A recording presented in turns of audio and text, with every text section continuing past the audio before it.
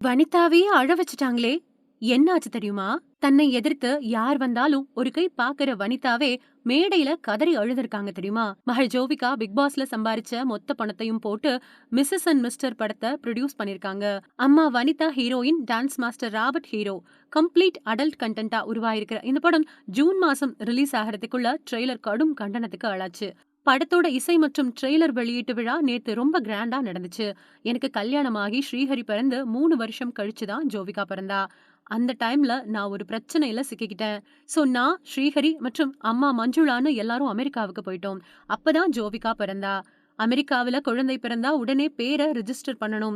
அப்போ எனக்கு ஜோவிகா விஜயகுமார்னு பேர் வைக்க தான் தோணுச்சு. அந்த குழந்தைய நல்லபடியா பெத்தெடுக்கணும்னு நினைச்சவர் என்னோட அப்பா. அதுக்காக என்னோட மகளோட பேருக்கு பின்னாடி அவரோட பேர வைக்கணும்னு நினைச்சேன்.